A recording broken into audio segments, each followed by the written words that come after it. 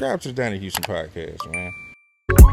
Yeah, man, it's going down to the Donnie Houston podcast. I am Donnie Houston. Check it out, man. We got a very special guest in the house, man. The man is a legend, a comedic legend, a Grammy-nominated comedic legend. You know what I'm saying? Right here out of H-Town, man. You know what I'm saying? One of the greatest storytellers doing it. You know what I'm saying? He got a brand new comedy special out right now on YouTube called The Domino Effect, man, where he's just going through life and retracing his steps, man. It's hilarious out on YouTube right now. And I'm just honored to have him in the studio with me today, man. Ali Siddiq, what's going on? What's good, my brother? I love this. What's this lavender? Yeah, This something like lavender, that. bro. Yeah. That's nice, man. Appreciate it, man. As Appreciate soon as I it. walked up, like that's nice. Appreciate Yeah. it. Appreciate Man, it. man, I can't remember. I just recently saw you doing an interview with somebody that I cannot call. And it's bothering me because I know I just watched it because the wall. I was like, man, that wall was dope. Oh, man. Appreciate The it, wall called me because I'm like, who is this cat? Then I saw the wall. And then I started listening to the interview. I said, oh, he out the H. Mm. And I always try to be well abreast on people that's out of Houston that's doing almost anything. I pull something out the woodwork like, oh, do you know Robert Glasper is the music director for the winning game? It's like, like what? Like, yeah, man. I try to stay up on Houston people, man, because this is where I'm from, and I don't think a lot of people big us up in other aspects other than the rap scene. And that's culture type stuff. Yeah, it's like all our rappers get a lot of love, but we have great jazz artists and artists, period, and business people and all sorts of people out the H that do a lot of other things other than just rap and drink lean. Yeah. We just drink lean. I'm like, nah, man, we got a lot of people, man. So I'm honored to be here, brother. Thank you. No, I appreciate it, man. And, you know, man, you're just watching your career, man. It's crazy. My introduction, I saw you in like music videos and stuff like that. Yeah, but like back in the day. I've dabbled in stand up. I don't really do too much of it now, but like when I was in college, and you know what I'm saying, a little bit. The only reason why I really didn't pursue it because I was DJing and doing other stuff, and that shit paid me. You know what I'm saying? It wasn't paying me to tell jokes, so Yeah. I ended up going the music route. But huge on comedy. Saying that to say is that Ken Boyd is a good friend of mine. You know what I'm saying? And one day we were talking, and he was like, "Man, if you're gonna be in the comedy and being in Houston, you got to come see Ali Siddiq." I'm like, I mean, I heard of him, but I don't know, you know, I never seen him before. He was like, no, I'm telling you. He's a standard. He's a blueprint. You can't be here and be in the comedy and not see Ali. I'm hosting his special. I think he was hosting something for you. It might have been a taping or something. I don't really remember. This was some years back. I go there, and it's the funniest shit I done seen. You know what I'm saying? I left the improv calling people like, hey, man, you ever seen this nigga Ali Siddiq? You know what I'm saying? Because I'm real, like, I'm a big comedy dude. You know what I'm saying? So I'm thinking I'm up on my shit. I'm like, man, how have I not been tuned in like this? No, you was that funny, bro. Like, What year was that? You know, this was sometime between 2010 and 2014, probably. This was before Ken moved to New York and all that. Yeah. This is yeah, it's 10, 20 or something. Wow. yeah. That's the crazy thing. Like, you was a DJ, right? Yeah. I didn't DJ there, but I am a DJ. I'm just saying that was. Yeah, I'm saying you DJ in the city. Yeah. Like, how long you have been doing that? In clubs like 2010. 2010. Yeah, 2010. So that makes sense because I used to run. I had one of the biggest record pools, and it's like I've created a lot of DJs. That's why I was like, you was a DJ? Like almost, I don't think it's a DJ in this city that didn't get records from me. Like, because we broke records, we had the whole record pool, key players. Yeah, key players, GT and all. I ran that record pool. Okay, see, I didn't know that. 6420 Richmond Avenue. I've been there one day. I think I went with Dre one time. This was like nobody was in the office. I came through, stole some records and shit. You know what I'm saying? Yeah. But yeah. That was, Dre let you probably steal some records, and I probably opened the door for him. Yeah. So I ran the record pool from. I don't think it's a DJ in the country that don't know me just from running that record pool. And then, let me see, 2000, 2001, 2002, 2003, I was on Comic View. 2004, I think I've been on TV every other year since I started stand up. I was the season finale on Def Jam in 2008. I was Comedy Central's Comic to Watch in 2013. Um, 2011, I think I came out with 3 albums. Yeah, 2011 I dropped the album. 2012, 2013, 2014 I dropped albums all back to back. Then I started dropping double albums, like 2 albums in the same year. Hmm. Just like with this special. This is um this is the second special this year. The first one was on Epic's Unprotected Sets. It's just really an hour. I don't call it a special. It's just me doing an hour. But this is a special. Same year. I'm not ever offended when people in Houston don't know me, but I'm always confused. Never offended. You be like, I felt some type of way because, like you said, you can run down and all this work, and then I go back and I'm like, shit, he been here. Where have I been? You know what I'm saying? That was a where have I been moment. Mike Jones video. Yeah, I remember that. Back then he didn't want me. Mike Jones flousing. The Houston, the barbershop, HOUSTON. HOU, all of GT videos, High C Church video, Slim Thug, beat the trunk up with G and Slim and Calleon, chunk up the deuce with Bun, Kiki, Paul and Hawk, the way they be leaning, Juvenile, Cats Out of Atlanta, wrote some videos, Paul Wall videos. Like I've been instrumental in like the rap culture scene. Like a lot of artists been influenced, and I've got their record out. I've been in a lot of listening spots. Like, no, might want to do this record. That other record's not is the best one. I have a stone. They used to come to me because they know I'm not gonna lie. That's one thing. I'm never gonna lie to an artist, comic, anything. I'm not gonna, because I don't think you can benefit from. You can't grow from that. It was everybody always telling you, oh, everything dope, and then there's nobody like, that ain't it. Man, if you don't, man, you might want to redo this part. Like, you know, I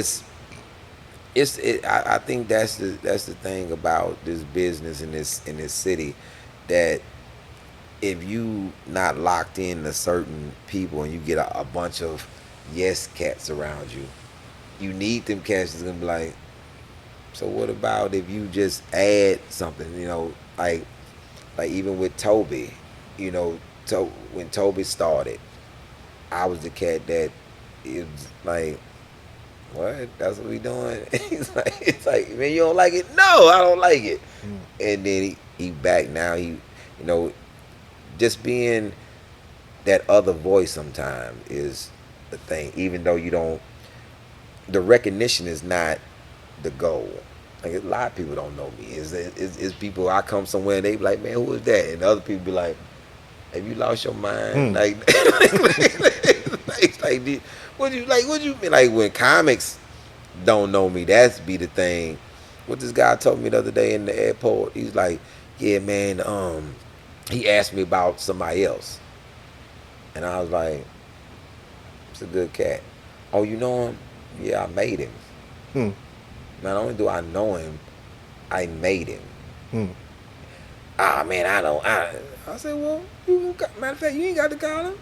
I called him. I called him on speakerphone. As soon as he answered the phone, he said, what's up, OG?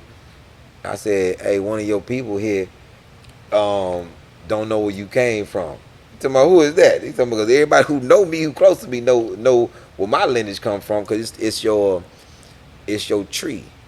It's your career tree. Like, who helped you? Who invested in you? And my tree is strong, and I try to be a branch in a lot of other people's tree. Just be that positive branch. Sometimes I'm the negative branch. He was like, man, Ali told me I was trash. I said, it made you better. Yeah. Because guess what? I had a coach tell me I was trash too. Made me get my crossover together. Yeah. Hey, now I will cross you over. But first my coach was like, you trash. I said, what? And I want the young people to know trash been around long before y'all start saying Yeah. because they think, oh, he's saying our words. Nah, yeah, I'm 48. Trash been I've trash for a long time. trash been trash for a long time. You know, um, it's just that thing, man. So it's always an honor to when you get a chance to even get on somebody's platform, whether they know you're not. Because I remember Deborah Duncan and Isaiah Carey and all these people. I remember the person who I work across from. I'm on Magic 102 every day as well. Mhm. I work across from Funky Larry Jones. I remember when he didn't have no idea that I was gonna be anything. I remember being in the club with him, and he walked in. I was like, "Hey man, that's funk." It's like, hey, he had a black cowboy hat on. I'm like, "Ooh, man, that's fucking Larry." You know, but you know, you grow to that. Like all the people who I used to be in awe of, they in my phone now. Hmm. You know, like DL was incredible to me. Bill Bellamy was incredible to me. Dick Gregory, even though he's passed, his number was in my phone. It's like the people who I felt like incredible now. I'm like a peer to them. It's weird when one of them call you for advice. How you think I should go with this? Hmm. And I still be looking at the phone like, what? Like you calling me? But that's the transition of the game. You know, it's not how you start; it's how you end. Yeah. Yeah. And so you came, you saw, and now it's a different thing. So when my name come up now, you like, oh, that's H Town, that's us. Yeah. You know, that's the pride of being from a place when the people that's from there claim you and they recognize you. I think people don't really understand why it's so big to have that home love, why people strive for that so much, because when you're brought up and somebody's somewhere else and they be like, yo man, he from H-Town.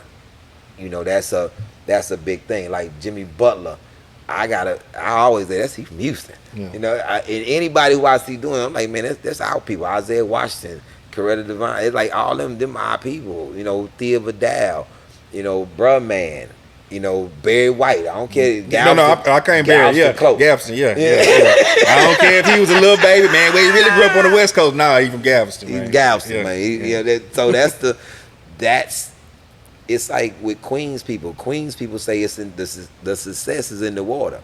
That's what they say. It's in the water. I'm like, for some people, there's a lot of people in Queens that ain't. But in H-Town, I think that it's in the city. Yeah. When I hear about somebody doing something where they not going, and what I mean by that, they doing it their way. Like, man, I ain't going. Like, I'm gonna do it like this, and they willing to sacrifice, and they willing to can the whole project. Well, I ain't gotta do it. Every time I hear, I be like, they from Houston. From Houston with that bullshit. It's like it's only one group of people in this world say, fuck the whole project. I ain't even doing it. You like, hey man, this is NBC. I don't give a damn. I go to the crib. You like, yeah, that boy that from Houston. Yeah. And then every time I was like, man, where you from? Man, I'm from Houston. I'm like, I knew it. Yeah. I knew it because when you in the industry and you don't give a shit about the industry, you from Houston. Yeah. Cause we feel like we can always Figure get that shit out. Yeah. We can figure it out. We can get it. Hey man, we our own island anyway, so it don't even matter. Like that's crazy. That's like a Houston thing. Like we don't need your shit. Like, and I think that was a big thing about me being offended when people told me I had to move to LA or New York to become. Is that what they were telling when you were coming up? Like coming yeah, up when I was coming up, they was like, "Yo, man, you got to move to LA. You got to move to New York. You gonna make it in comedy." I was like, "What? Like, wait a minute. Like, you saying that if I'm gonna make it, I have to move from the place that made me to go somewhere else and start over? Okay, that don't make sense." And so, 1997, I took that shit personal, and I never moved. And How long had you been in the game at that point? 1997. Yeah. I started December of 1997. I came home from prison in October 21st of 1997. I started doing stand up Oh at shit. Just Joking Comedy Cafe 1997, December the 3rd. Hmm. Okay, tell me this, because this is. I remember like it used to stand out like you say, but the crib we pay attention who from the crib. I remember every time I was huge on Comic View growing up, Def Jam, all that shit. So I would always know there was somebody from Houston. So like Juan would be up there. You know what I'm saying? Juan I Villarreal, was on the same season with one. Montana Taylor. You know what I'm saying? People Montana like Taylor before me. Just joking. yeah, I but like wasn't people home like yet. that. Can you Yeah. tell me some of the people that was in that mix when you was that early Houston scene, like just joking and all? Because it's a legendary spot in the H. You know what I'm Just saying? joking, and I came there. I performed there that December. I got booed by college students. It was a Thursday night. I didn't even say nothing. I just said hi, and I had on the suit, and then they wasn't messing with it. So I came back 2 weeks later. Now it's '98 because it's January, '98, and I started hosting there after that, like in February, because I was on their ass. So then the cats that I was looking at when I finally got in the action on the weekends, it was Derek Ellis, um, from out of Houston. He in L.A. now. Um, Dez White was like that was the because he was on Steve Harvey. He was with Steve Harvey at the time. That was the pinnacle. Um, Thomas Miles, they call him Nephew Tommy now from the Steve Harvey Morning Show. Juan Villarreal, Dave Lawson, Terry Gross, Doc Shep. These were the cats that was around. Then you had Tom Webb, and it's a lot of comics out of here. Some cats died. Corey Bailey passed. Um, Keisha Hunt was a young comic. She was coming up after us. Kier Spates, man. Who else was in that rotation? Dude named Todd Law. You have David Raybon, Rushion McDonald. Dave Raybon and Rushion was the seniors of the class. They he's won they Rushion has won a lot of Emmys with Steve Harvey. Yeah, Like I know he you're talking about. yeah, Yeah, he's yeah. one of the writers for one of the producers and writers for Steve Harvey from the show. Um the hip hop comedy stop was before my time. Then Just Joking was my era.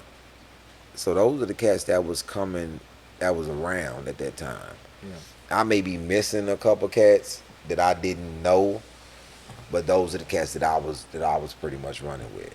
Yeah, yeah. And Juan was Was on he the, kind of like one of the guys like? yeah, Juan and Dave and all them. Everybody was still trying to come up, but they were getting it.